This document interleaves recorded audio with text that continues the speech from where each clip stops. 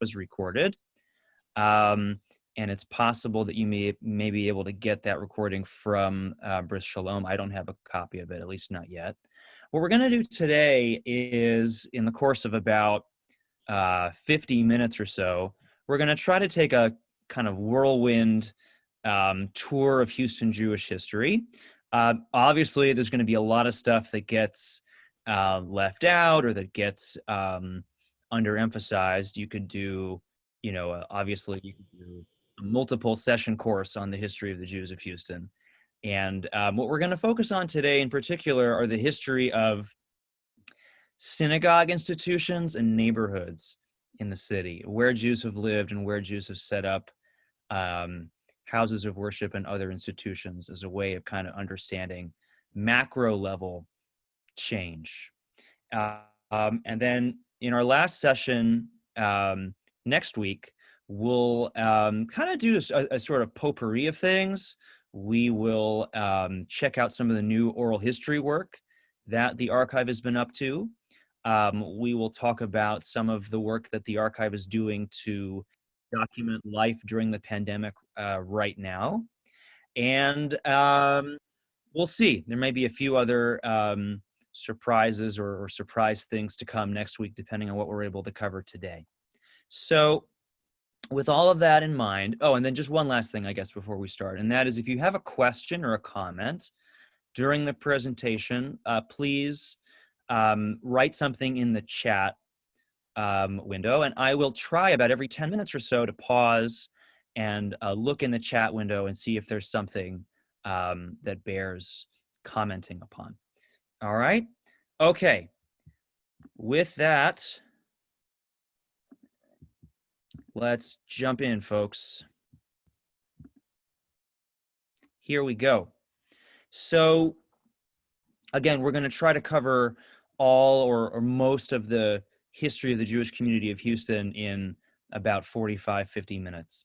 So, Jews came to Houston from the very earliest years of the city's founding. And Houston, of course, was established in August of 1836, just a few months after Texas won independence from Mexico. And the founders of Houston, as many of you I'm sure know, were John and Augustus Allen.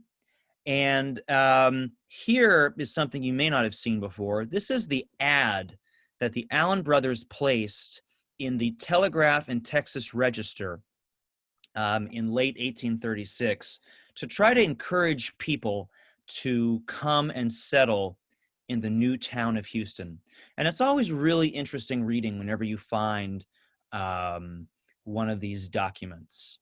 I'm not going to read the whole thing. You can kind of see it. But the Allen brothers are, again, they're selling this new venture, this new town of Houston. And here's what they have to say. The town of Houston, situated at the head of navigation on the west bank of Buffalo Bayou, is now for the first time brought to public notice because until now the proprietors were not ready to offer to the public with the advantages of capital and improvements. The town of Houston is located at a point on the river which must ever command the trade of the largest and richest portions of Texas.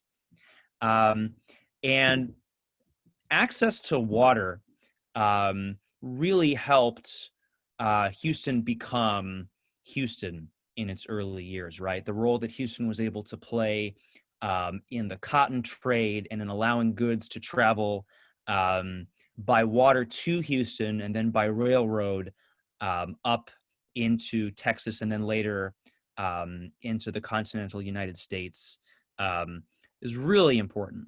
And you'll see in this ad, right, a lot of emphasis is placed on proximity to water. Also, down at the bottom of this first page, it talks about how the town of Houston must be the place where arms, ammunition, and provisions for the government will be stored, because situated in the very heart of the country, and obviously they mean the country of the Republic of Texas, it combines security and means of easy distribution, and a national armory will no doubt very soon be at this point. There is no place in Texas more healthy, having an abundance of excellent spring water and enjoying the sea breeze in all its freshness. Eat your heart out, hill country. I always laugh when I read that out loud. No place in Texas possesses so many advantages for building, having fine ash, cedar, and oak in inexhaustible quantities. Also, the tall and beautiful magnolia grows in abundance. In the vicinity are fine quarries of stone. Nature seems to have designated this place for the future seat of government. It is handsome and beautifully elevated. I never heard anyone describe Houston as beautifully elevated before, but there you go. Salubrious and well-watered, and is now in the very center of population and will be so for a long time to come. It combines two important advantages, does Houston: a communication with the coast and with foreign countries, and with different portions of the republic. And then it talks about the expansion of railroads, a water sawmill is coming, steamboats, and makes it sound great, right? You'd wanna buy stock in the town of Houston if you were a wealthy white person in 1836. Why not? So this is great.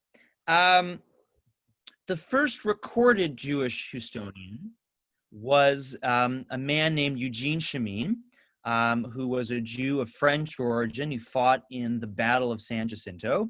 And by 1839, we can find a handful of Jewish residents living here and owning stores. The first really notable Jewish Houstonian was a man named Jacob de Cordova. Jacob de Cordova was a Sephardic Jew who came to Philadelphia from Jamaica as a child, later settled in New Orleans, which was really the Jewish capital of the American South for most of the 19th century, and then Galveston, and then finally Houston. Here's a list of some of de Cordova's accomplishments. He was a founding member of the Houston Chamber of Commerce in 1840. He was a successful real estate businessman. He was an alderman here in Houston. And he was also a representative in the Texas legislature. And in 1858, he toured the eastern United States and even went to England, campaigning for others to join him and settle in Texas. I left it out of my notes for some reason, but I also believe he played a very formative role in the founding of Waco. Somebody can comment and confirm that in the chat or not, but I believe that he's instrumental in the founding of Waco, future home, of course, of Baylor University. Another important early Jewish Houstonian was this man, Louis Levy, who came to Houston from New Orleans in 1841 with his wife Mary, and actually purchased land directly from Sam Houston himself. Levy was also active in the real estate business. He also opened a successful store. And he writes this really neat editorial in the Asmonean, which is an American Jewish newspaper published in New York, but one that had a national distribution, right? So it's read all over the country. And he's also going on a recruiting effort, right, to encourage Jews to come and settle in Texas. And here's what he writes. This is just an excerpt of it. In our own state, thousands of acres of land can be bought within the settled portions of the state for the small sum of from 25 cents to $1 per acre. Good, arable, fertile land where a man can make his living to his liking, and more independent than the autocrat of Russia or the emperor of Austria themselves. Indeed, I would not exchange my 15-acre lot with the house on it and the garden around it, which I possess near the city of Houston, for all thrones and hereditary dominions of both those noted persons. For we will see if we live who will have a shelter of their own 15 years from now. If by any possibility we could induce our co-religionists oppressed in those countries to make a voluntary sacrifice of those few attachments which still bind them to those homes, and to come over to this side of the Atlantic, we might be proud of having achieved the deliverance of a part of God's chosen from the hands of the oppressor. So why should everyone come to Texas, right? Texas is great. There's a lot of land. You can buy it for cheap, and nobody will harass or oppress you here.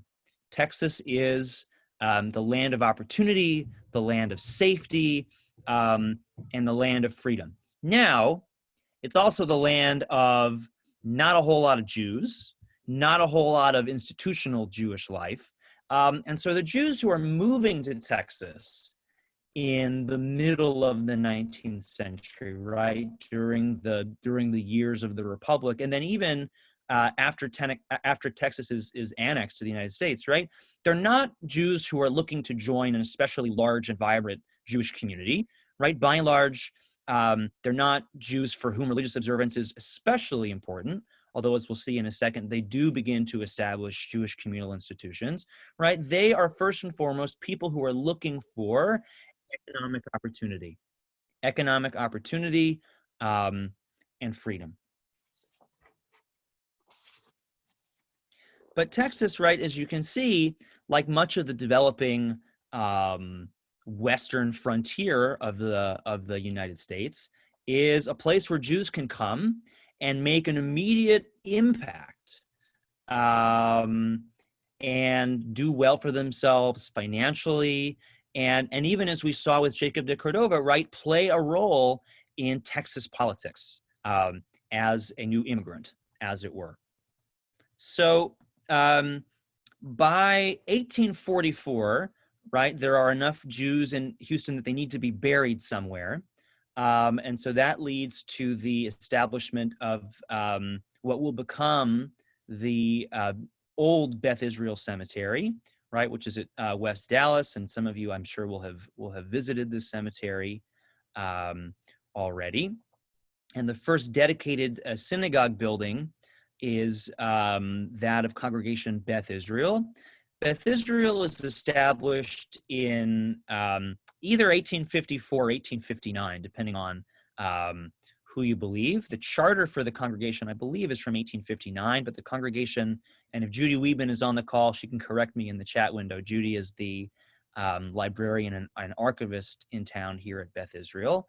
But it's really, by the 1870s that we begin to see a Jewish community infrastructure here in Houston. By 1860, on the eve of the Civil War, there are 68 Jewish adults and 40 children living in Houston. We know this because of the census. These are some of the institutions that the city is home to. I'm going to pause here and just take a peek at the chat window and see what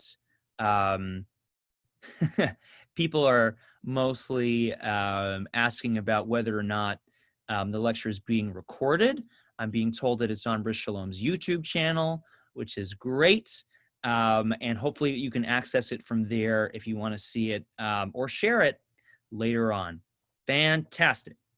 Beth Israel began as an Orthodox congregation, right? With separate seating for men and women, with services in Hebrew.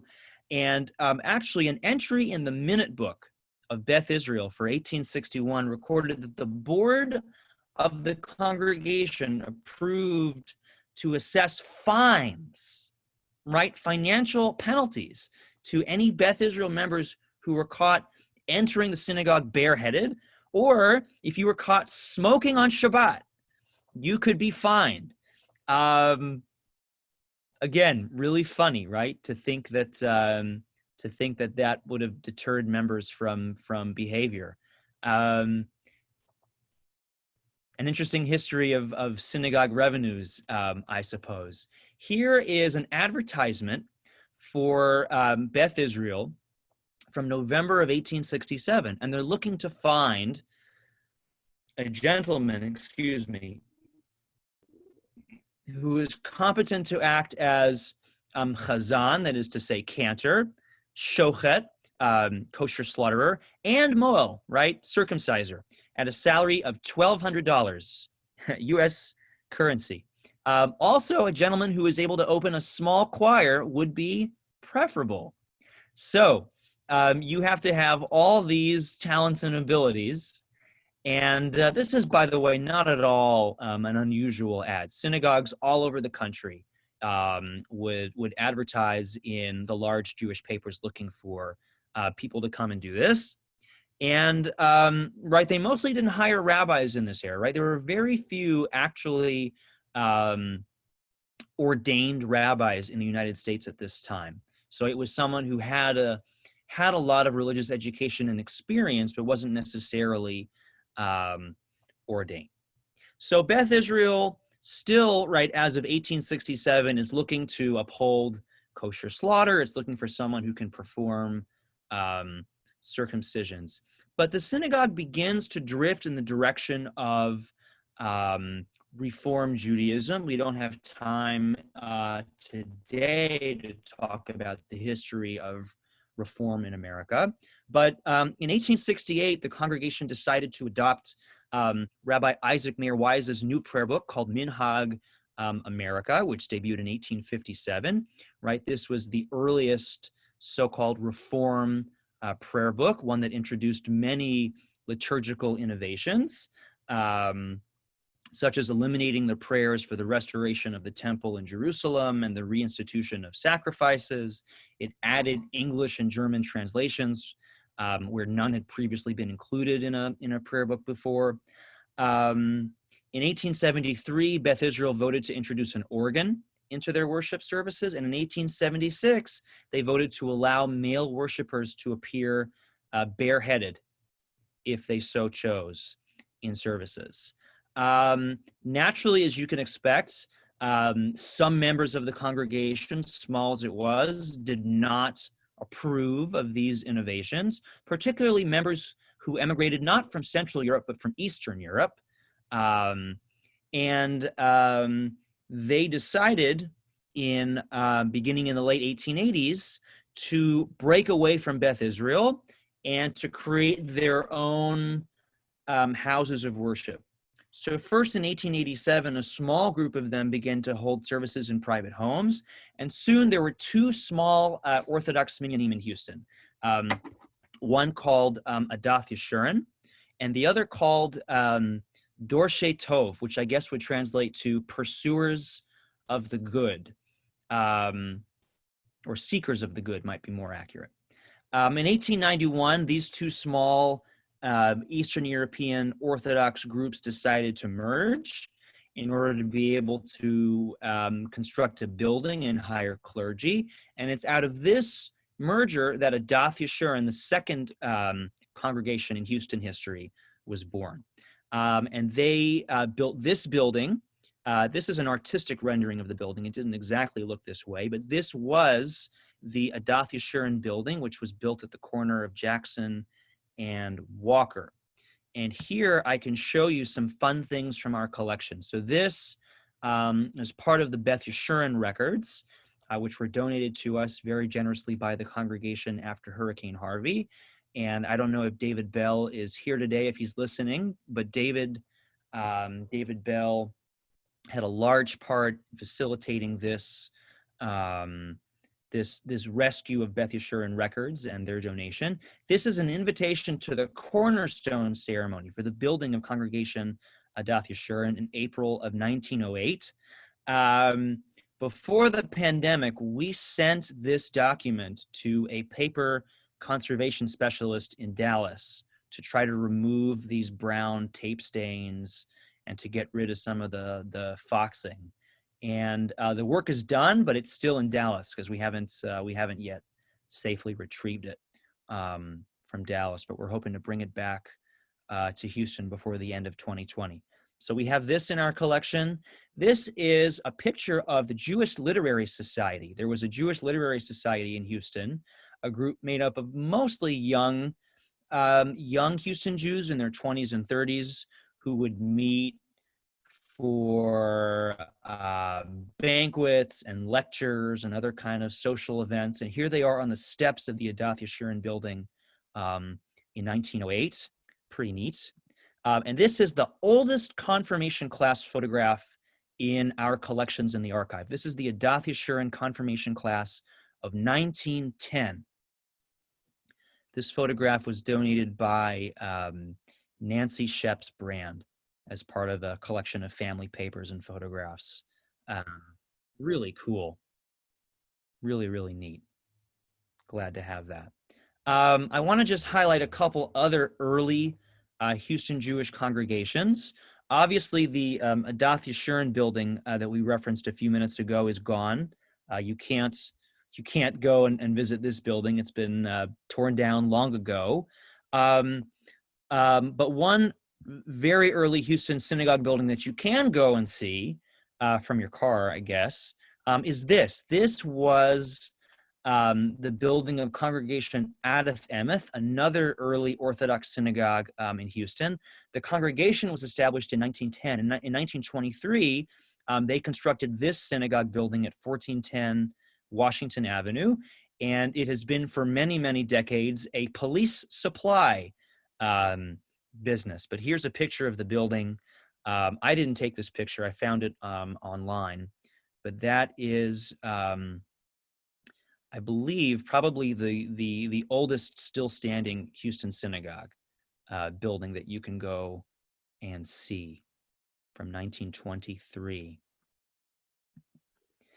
Another building from that era, which also is gone, as I mentioned last week, and is located, I think now near what is Discovery Green, is this building. This is a photograph in our collections that, as I said, serviced two synagogues in Houston history. First, Beth Israel, and then when Beth Israel moved to a newer building, which we'll see in a little while, this became the first and only home of Congregation Beth El in 1924. Beth El was Houston's first conservative synagogue, and this is the building that it occupied. All right. So now let's talk about something that's not directly part of Houston history, but it's a big part of Texas Jewish history, and it does have an impact on Texas Jewish life. So by 1927, right, by about the period of those last two synagogues being constructed, the ones that we just saw, there were about 11,000 Jews living in Houston now. And that growth is almost entirely due to emigration out of Eastern Europe. Many of you listening today, I'm sure, are probably the descendants of Jews who came here from Eastern Europe, possibly before the 1920s, or possibly, like my family, much later. But that is really the growth in the Houston Jewish community that we begin to see. And some of that growth is due to something that was known as the Galveston movement. Between 1907 and 1914, hundreds of Jews came to Houston as part of this effort, which was a project that was spearheaded by a man named Jacob Schiff, who was probably the most prominent American Jew of his time. He was a financier and a philanthropist based in New York, a man of German Jewish descent, who believed that it was no longer safe for Jews to remain in Eastern Europe. But he and his associates didn't want them to come to New York. New York, the Lower East Side, was becoming increasingly crowded. It was a very poor neighborhood. There was crime, there was prostitution, and a lot of bad press for Jews and for immigrants.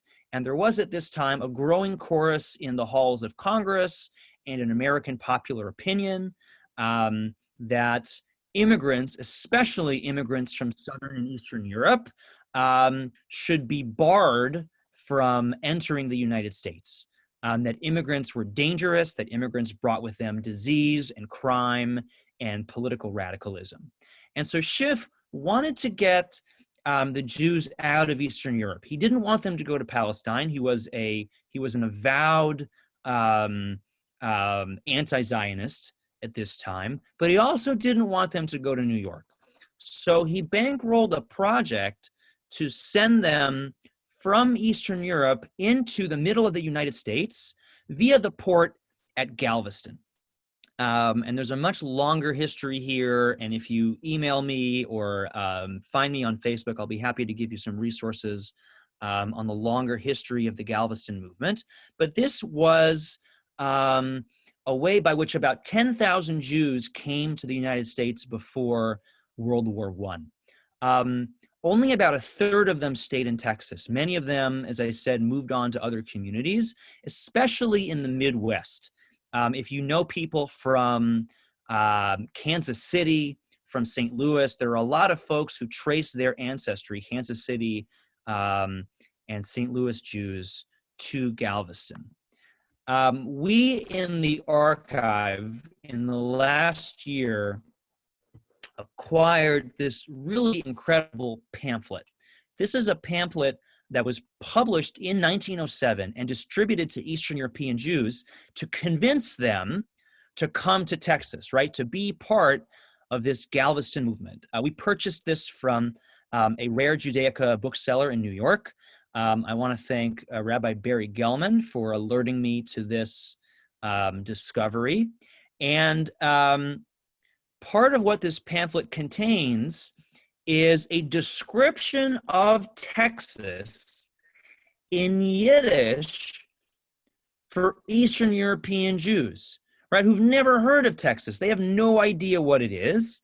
And just like the Allen brothers in 1836, right now, we're going to try to sell Texas on an audience of Yiddish-speaking Eastern European Jews. So this pamphlet has been translated for us by Houston's own Maurice Wolfthal, and I am slowly, because of the pandemic and I have no childcare, working on an article about this pamphlet, which I hope to sometime publish in the next year.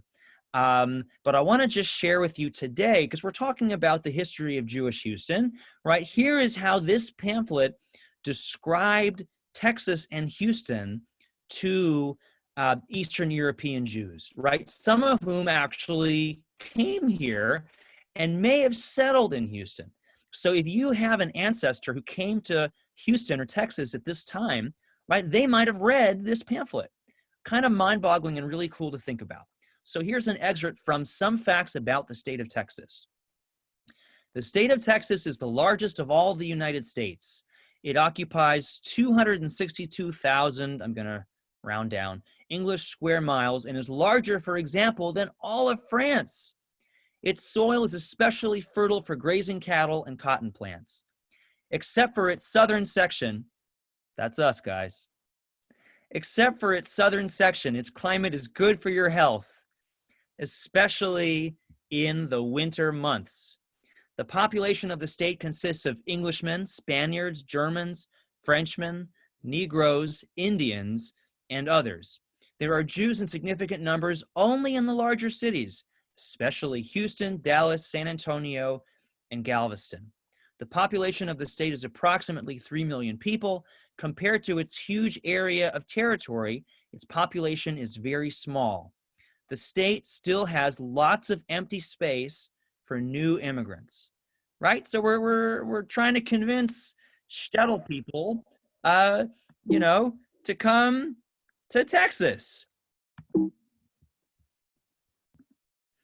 So it describes Galveston and what's great about Galveston.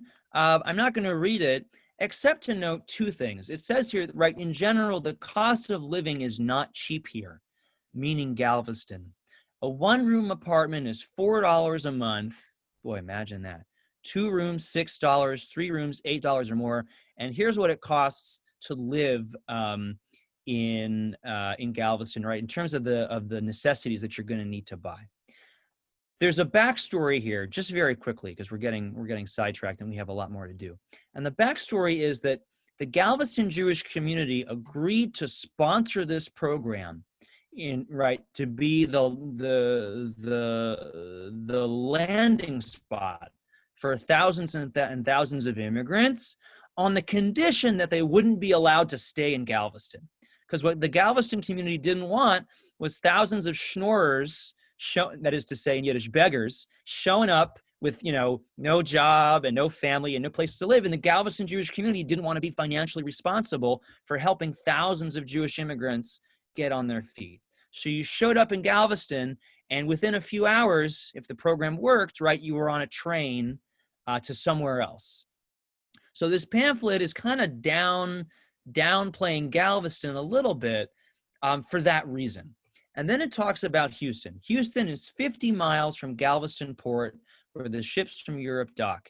Houston is a very important industrial city. More than 5,000 workers work in its railroad workshops. In addition to the railroad workshops, there are large factories for carriages and wagons, bricks and ceramic tiles, clay and porcelain pots, bowls, plates, and other clay and porcelain wares. Large mills and other workshops where healthy, capable workers can find employment. The population of the city is 60,000, among them 2,500 Jews. Again, this is as of 1907. The Jewish community has its own synagogue, several prayer and study houses, and various charitable institutions and associations. So this is how Yiddish-speaking immigrants were enticed or not to come and try Texas in the years before World War I. A really kind of precious document, and a lot to tell us about the immigrant experience and what these people thought they were getting into, what they knew about Texas when they got on that boat and left Europe behind. I'm going to jump a little bit ahead for time, and I'm going to keep moving now into the 20th century.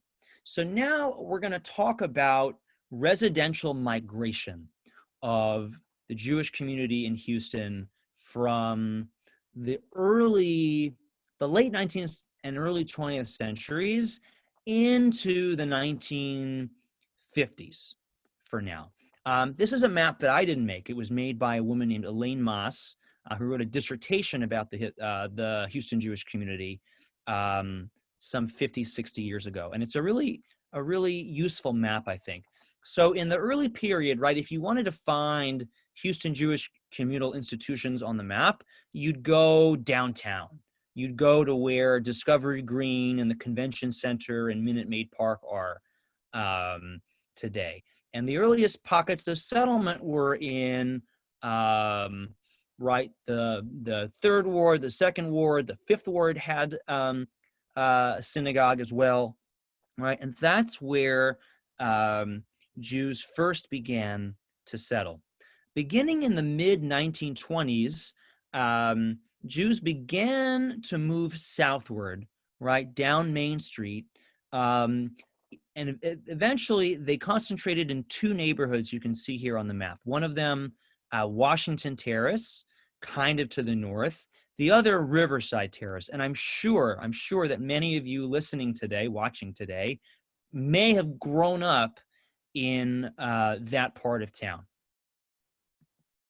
For those of you new to Houston or unfamiliar with this history, these neighborhoods are demarcated roughly as follows on these two maps. So we're talking about Riverside Terrace. We're talking about a neighborhood bordered by Alameda to the west and Scott Street to the east. The southern boundary of the neighborhood, very important, is north and south McGregor and Braes Bayou. And you can see Southmore Boulevard kind of runs through the neighborhood east to west. And today this neighborhood is bisected by 288, which is very important to the history of the neighborhood as well. And there was another neighborhood, Washington Terrace, just to the north of that, which became an important Jewish neighborhood. So moving kind of quickly now, Jews came to Riverside Terrace beginning in the 1920s because a number of Houston's most affluent Jewish families, including the Weingardens and the Sackowitzes, had the means but not the ability to live in River Oaks, which was Houston's most desirable and exclusive neighborhood, and was completely off limits to minorities, right? To Jews, to African Americans, and to others. And those restrictions, of course, were written into the deed restrictions. And so Riverside Terrace was in the mid-1920s a new and developing area. It was right on Braes Bayou. It was not from downtown. And so some of the city's wealthiest Jewish families began to settle there, and they built really lovely mansions on large plots of land around the bayou. And then other families by the 1940s began to follow them out of that first neighborhood of settlement, or first neighborhoods of settlement, we should probably say, down into the Riverside area. And so here you see, this was the first building of Congregation Beth Yeshurun, which was located at 3501 Southmore Avenue. And this is a picture in our collections. This is the last confirmation class to be confirmed at the Southmore Beth Yeshurun building. And maybe you're in this picture. Who knows? Other sort of hallmarks of the neighborhood. We talked about San Jacinto High School last week. Here it is. The building still exists today. It's part of the HCC system, and it was designed by noted Houston Jewish architect Joseph Finger. And then right around the corner from Beth Israel, another building you can still go and see, was Temple Beth Israel at the corner of Austin and Holman. This building is now a theater for the community college. And I can see some of you nodding as you're watching. So I'm not wrong. Just to kind of give you a sense on a map for those of you who are more visual, right, this was Jewish Houston right into the 1950s. So a couple points on the map. You can see where San Jacinto High School is or was, and the old Beth Israel, and down in the corner is where Beth Yeshurun was, and I put a couple delicatessens on here as well. So we're sort of talking about a neighborhood that encompasses the Third Ward, right, on the east, and then kind of to the southwest is where Herman Park is, and the zoo, and Rice University. It's not here, but we could have put a dot for Congregation Emmanuel as well. Emmanuel built its building at the corner of Rice and Sunset, or the intersection of Rice and Sunset, in 1949. So Emmanuel in 1949 is also sort of very much in this concentrated world of Jewish Houston. So before we talk about why this ended and why Jews left this neighborhood, let me just take a peek in the chat window and see if, oh, see, this is really nice. People are leaving comments about personal milestones. Nancy Pikus, my grandparents had the first wedding in this building. That's real sweet. Nancy, which building are you talking about? I think I know, but just clarify for us. Janice Rubin, my ancestors came into the port of Galveston in 1901. Other people talking about immigrating through Galveston. Growing up on North McGregor, and I remember, Nancy, the trip that we took to see that house. Many of you have great memories of growing up in this neighborhood, and as I'll talk about next week, we need to do oral histories with you to record those stories while we can. So the story of why this neighborhood declined as a Jewish neighborhood is not one that we really have time to dwell on because it's already 12:52. But in short, it's a narrative about demographic change and racial change and white flight. The Washington Terrace neighborhood was not far from an African-American neighborhood. And in 1947, Texas State University for Negroes was, the campus was established right in or perhaps next to the Washington Terrace neighborhood. And after World War II in general, African Americans are moving to cities in larger numbers. They're looking for employment. They're looking to get away from the harshest forms of Jim Crow, which, as bad as they were in Houston, are even worse in the rural South. And so all of this creates more demand for African-American housing in an already deeply segregated city. And so the neighborhood is already beginning to change. And In April of 1953, Jack Selzer, who was the first African American to own a home in what had been the all-white neighborhood of Riverside Terrace, his house was bombed by a white neighbor that was not at all happy about having an African American family on his street. He paid his handyman a few $100 to set off a few sticks of dynamite on the front lawn of the Selzer family home. Nobody was killed. Nobody, I believe, even was hurt.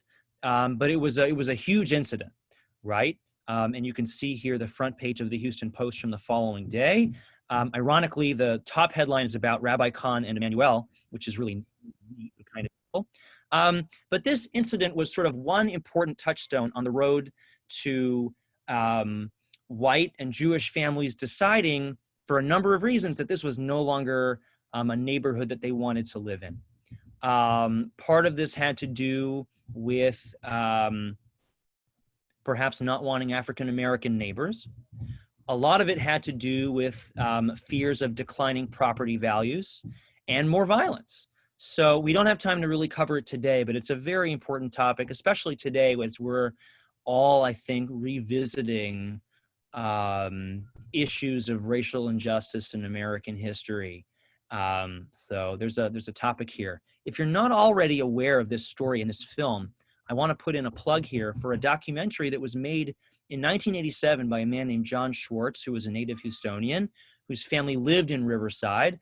And it's a film about the history of the Riverside neighborhood and Jewish families settling there and then deciding to leave. There was an effort for a time to sort of halt the flight out of Riverside. There was a group that rallied around the cry, "This is our home, it's not for sale."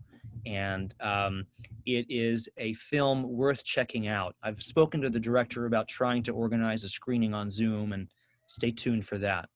But this is what neighborhood change in Houston Jewish history in the middle of the 20th century looked like. Here is a map of where Houston Jews lived in 1955. And it's labeled by old zip codes, right? So it's a little bit confusing to follow. But here's where Jews of Houston lived in the mid-1950s, right? And here is Meyerland. So they're not really quite yet settling in Meyerland. Meyerland opened, as we'll see in a minute, in 1955.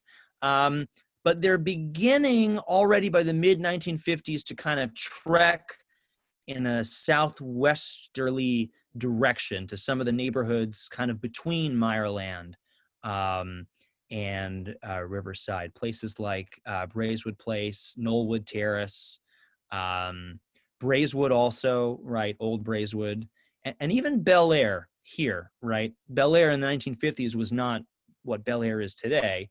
The old bungalow homes in Bel Air is kind of what Bel Air was then, right? More of a working class, lower middle class neighborhood. But this is where Jews lived in 1955. And here is where Jews lived in 1970. So in just 15 short years, there's a massive kind of demographic shift toward the Southwest, centered primarily around the Meyerland neighborhood. So much so that about 2/3 of Houston Jews in 1970 lived in these two zip code areas, right? The ones that are kind of shaded in that checkered pattern. So really, really dense concentration. Because we unfortunately started late, I'm going to zip through the history of Meyerland. It's a good topic maybe for another day. But Meyerland just very quickly was established by a non-Jewish German immigrant named Joseph Meyer, who came here in the late 1860s, built up a fortune in the hardware business, and with his excess money bought a ton of undeveloped land in southwest Houston, some 6,000 acres. And this is a map of Meyerland in 1901 when it was all farming pasture. He died, and his land was split between his heirs. And they all decided in the 1950s, as Houston was growing, because of the oil boom and other factors, right, to develop this land into new residential neighborhoods. So it's George Meyer, shown here, who established Meyerland. This is a postcard photo of him that we have in the Houston Jewish History Archive.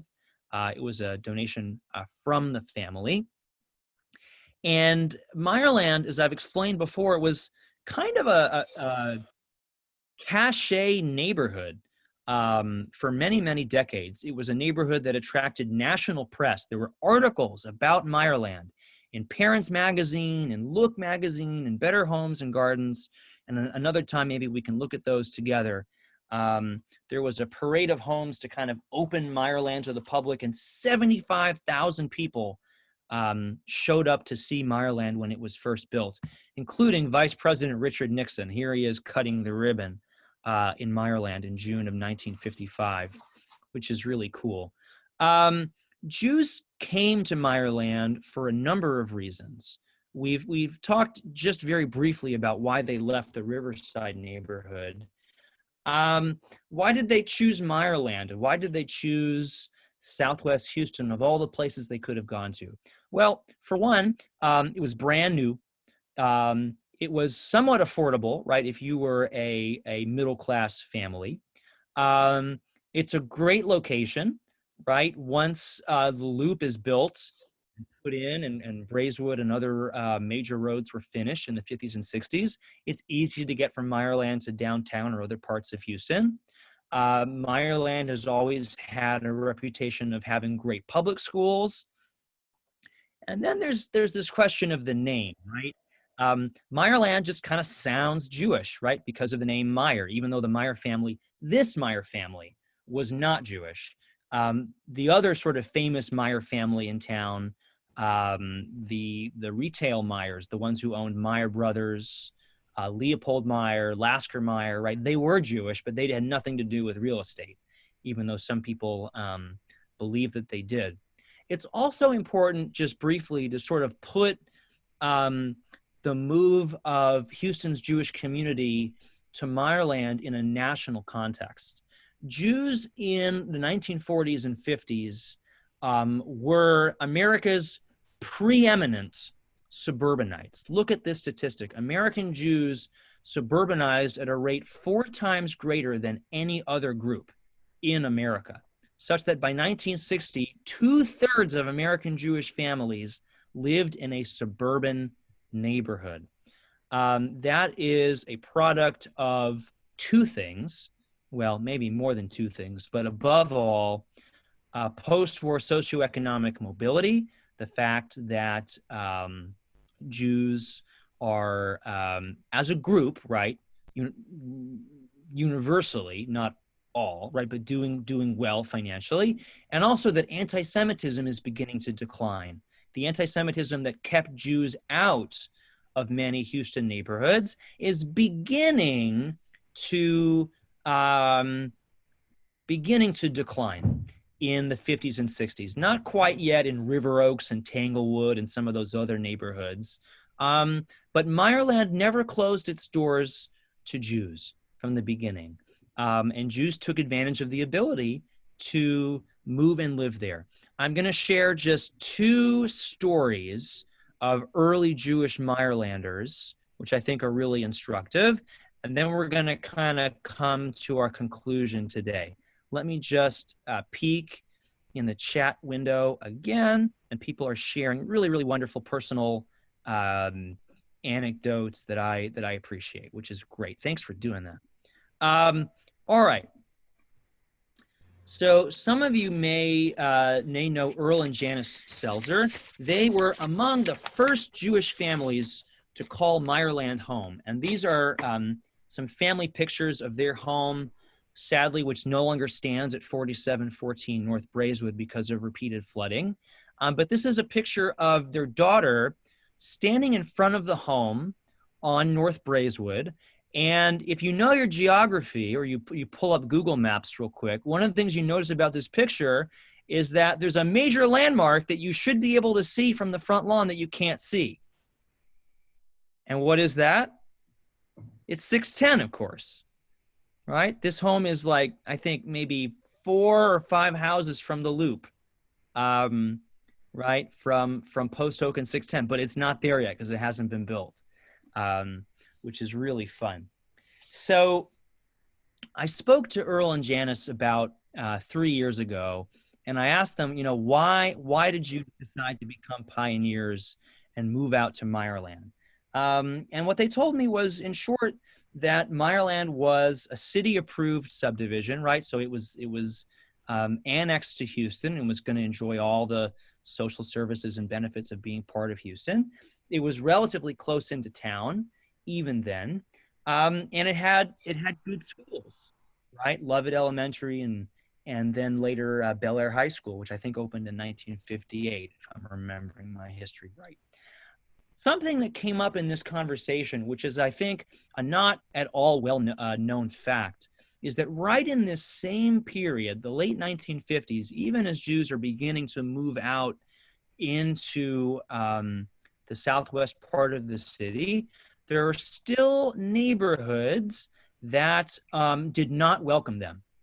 Because of a Supreme Court case, Shelley v. Kramer. I'm not a legal historian, right? But you couldn't, already by the end of the 1940s, you couldn't legally exclude a race or class of people in your deed restrictions.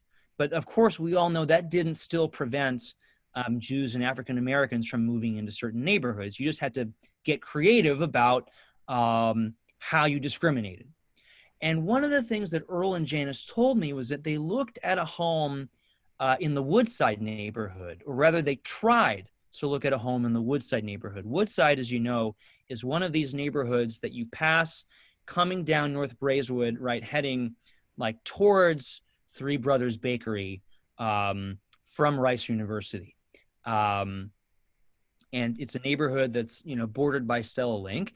And that neighborhood for a brief time in the 1950s was closed to Jews. The developer would not sell homes to Jews, including Earl and Janice, because I think he wanted to preserve some kind of air of exclusivity or superiority to the neighborhood. Ironically, Stanford and Joan Alexander, who are dear and beloved supporters of this work, were among the first Jewish families to settle there. But for a time, Jews were not welcome in that Woodside neighborhood.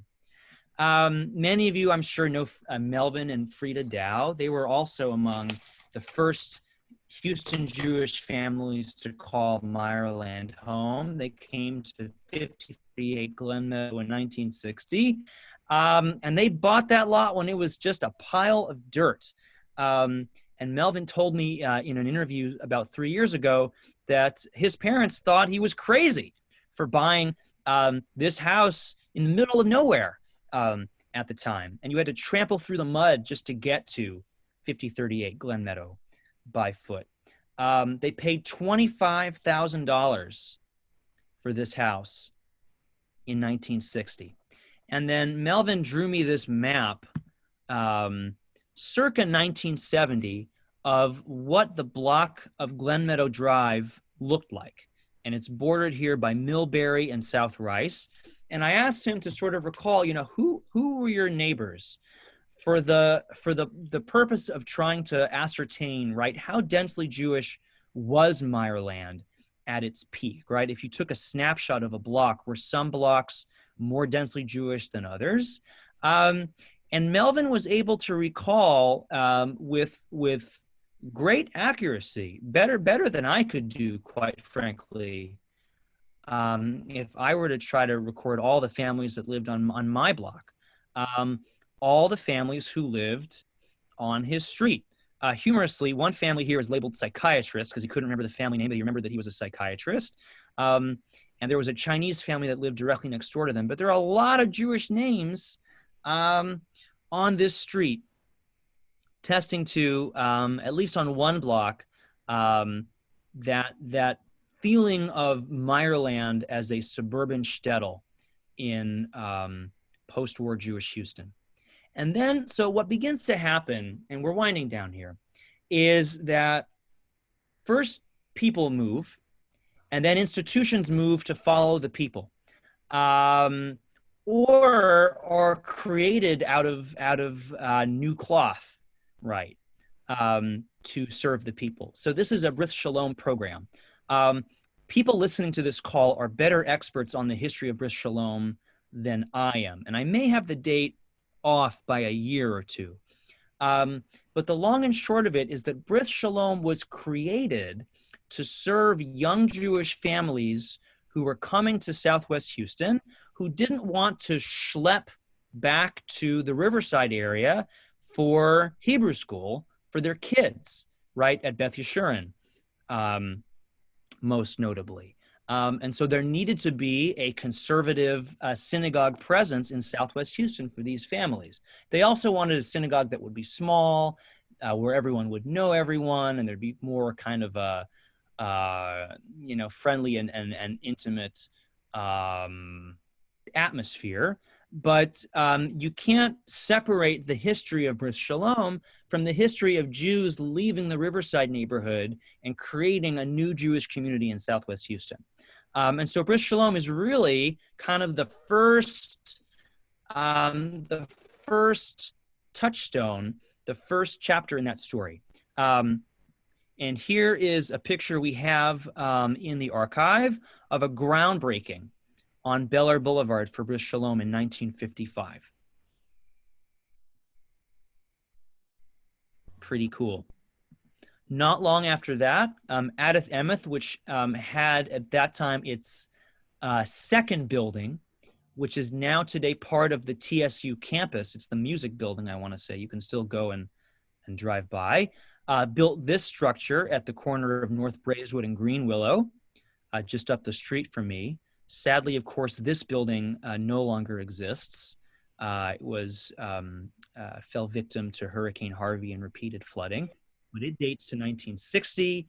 And then, of course, Beth Yeshurun, not pictured here, went to Beechnut in 1962. And here is Beth Israel building its new building on South Braeswood in 1967. So just by way of wrapping up, because we don't have time to kind of keep the story going, obviously, since the late 1960s, a lot of things have happened here in town. First and foremost, the Jewish population has about doubled since then. We now, according to the latest estimate, count about 51,000 Jews living in Houston. That number is due to some extent to migration of Jews from the Northeast and Midwest, people coming to work in the medical center, people coming to work for NASA, people coming to work in the oil and gas industry. But it's also due to waves of migration from other countries. And this is part of what I think makes Houston unique compared to some other major metropolitan areas and their Jewish communities, right? Jews from Mexico and South America, South Africa, the former Soviet Union, and Israel. And obviously we haven't covered it in depth, but if you were to take a map of the Jewish community today, right, you'd find important pockets in Fondren Southwest, in Memorial, in West Houston and Katy, and even in the Woodlands. And obviously, the landscape of our community has been deeply impacted by severe flooding in Hurricane Harvey. And we are already seeing some of the dramatic transformations that flooding is bringing to our city and to our communal infrastructure. The JCC announced that it's about to embark on a major rebuilding and renovation project, but it's staying put. It's staying where it is, kind of just outside of the Meyerland neighborhood. So we'll see how, we'll see what this next period in Houston Jewish history brings in terms of where Houston Jews decide to settle and how our communal infrastructure will adapt or not. So I'm going to take a final peek in the chat window and see if there are other questions. I see some great personal anecdotes, and I hope people will email me with those. I'm going to type my email in the chat window again. It's jf36@rice.edu.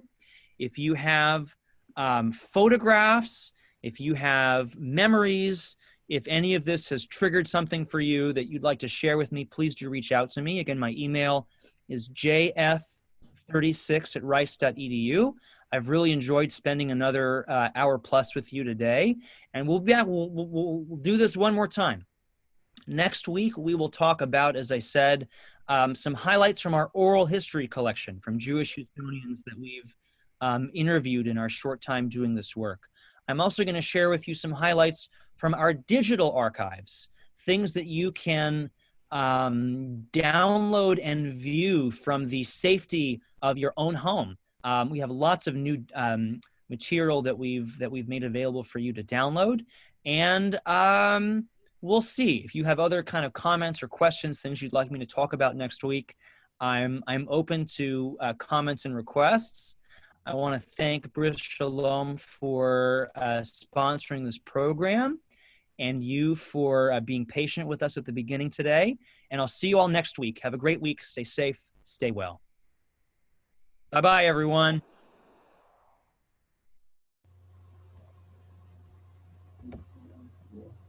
Thank you very much. It was great. Oh, my pleasure. Thank you. And I do have to tell you, I'm not savvy on sending the messages, but we lived in Maryland and we moved in August of 1955. Wow. All right. I need pictures. Neighbors of the Selzers.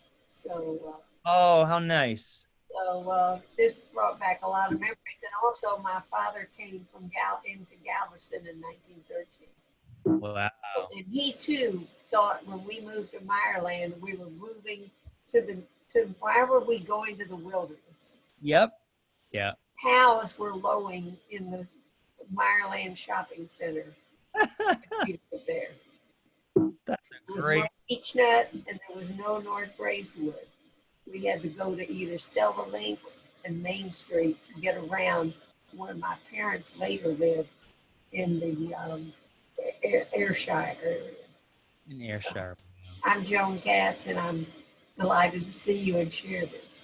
Thank you, Joan. I remember you, and I remember our meeting at the Texas Jewish Historical Society meeting, and it's been really great.